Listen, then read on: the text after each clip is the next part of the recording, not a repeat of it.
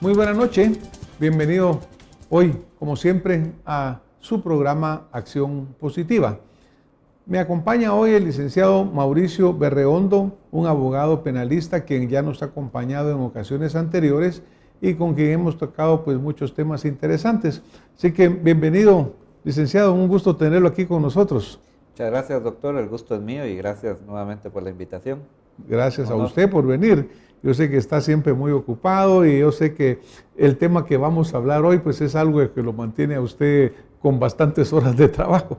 Pero, a ver, licenciado, cuénteme cómo mira Guatemala hoy, cómo ve nuestro país, cómo se siente. Siento que está un poquito caótica la situación en cuanto al sistema de justicia, en cuanto a toda la situación, si estamos hablando del sistema penal, toda la situación en cuanto al hacinamiento que supuestamente hay en las cárceles.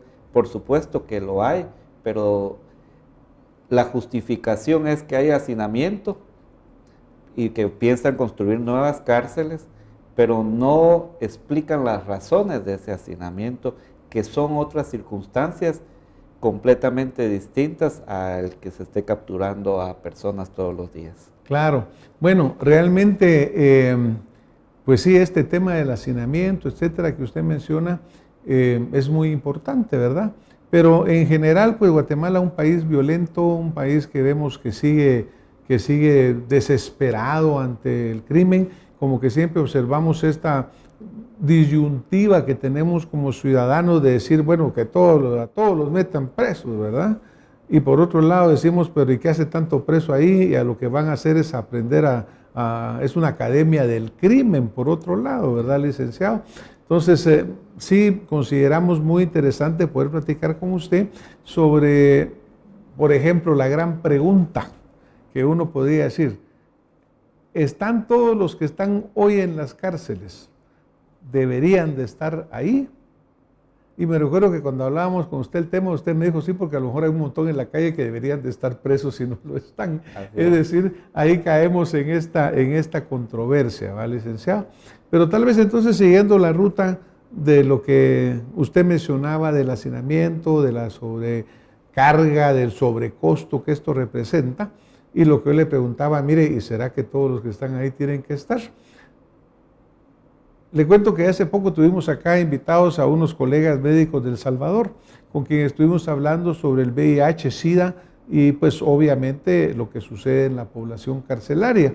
Y resultaba que una de las grandes causas de que esto pues se disemine, cueste controlarlo, etcétera, es exactamente porque hay demasiados presos ahí, una tremenda promiscuidad y el eterno problema de que hay falta de recursos. Licenciado, si yo le dijera a usted que de los miles de presos que hay en Guatemala, ¿qué porcentaje usted cree que verdaderamente debería de estar en la prisión? Bueno, es una pregunta bien objetiva.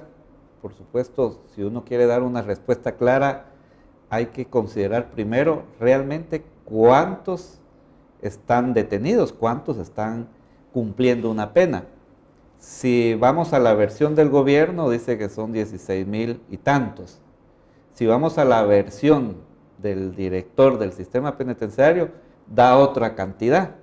Y si vamos a algunas organizaciones sociales que se dedican a observar ese tipo de circunstancias, es completamente distinto.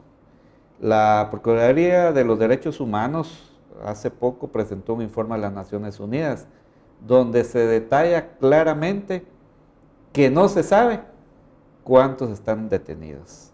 La media son 17,000 personas actualmente porque no existe un control adecuado en el sistema penitenciario que conforme la ley debe de tener un sistema informático donde estén todos y cada uno de los detenidos.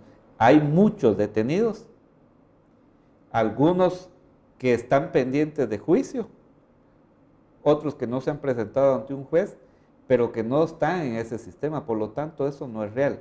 Si hablamos concretamente, ¿cuántos hay detenidos que deberían de estar afuera por otras circunstancias, por muchas circunstancias, estamos hablando de casi 2.500 personas. Claro, obviamente, pues yo recalcando, ¿verdad, licenciado? Que no es que uno diga que ellos están exentos de culpa, sino que tal vez el tipo de delito que ellos tienen pudiera manejarse fuera de la cárcel sin tener que incrementar la población carcelaria, ¿verdad? Es decir, a través de medidas sustitutivas, a través, en fin, de diferentes formas, porque aquí lo que preocupa es que prácticamente por cualquier delito, por cualquier cuestión, la persona va a parar a la cárcel. Y va a parar a la cárcel y entra en un proceso ahí que es tan lento, tan burocrático, que resulta que a lo mejor pasa años sin llegar ni siquiera a presentarse a juicio. Sí, es que... A mí me gustaría que usted nos desgranara ahí el tema. Sí, es que precisamente si hablamos, por ejemplo, de esos promedios, según algunas investigaciones que han hecho lo de la Procuraduría de Derechos Humanos, esas 2.500 personas, hay que dividirlo en dos puntos. Si hay 16.000 detenidos, hay un 50% cumpliendo la pena. Y el otro 50%, estamos hablando de 8.000 personas, que aún no han llegado ni a juicio y tienen 3, 4, 5 años de estar detenidos. Si tomamos esas personas que no han ido ni a juicio, y hay ocasiones en que les dan en debate y ya en sentencia 4 años de cárcel y todavía conmutables, significa que ellos ya cumplieron su pena, pero aún así pasaron 5 años detenidos. Hay de esos 8.000, que ahí es donde va la esencia, de los 8.000 que están detenidos cumpliendo una pena, 2.500 ya cumplieron su pena o ya pueden salir. Ya podrían salir, ya pueden salir, ya claro. cumplieron, pero hay una deficiencia grandísima en el sistema. ¿A qué significa esto?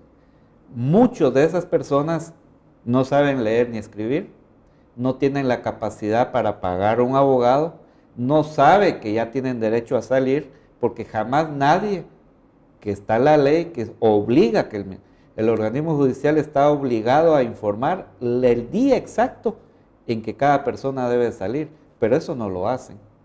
Y solamente esas 2.500 personas pueden salir, llamémoslo así, en los próximos 2 meses, si hubiera una voluntad del Ministerio Público y del organismo judicial para hacerlo, porque para eso existen los juzgados especiales para eso, pero solamente hay 8 jueces para todo el país, para esas 16.000 personas que en un momento dado quieran salir de prisión. O sea, la situación es de control administrativo, la situación es de que no hay apoyo a esas personas. La Defensoría Pública Penal solamente tiene, llamémoslo, 5 o 6 abogados para ver la masa de los 16.000, si queremos así, de los que están detenidos.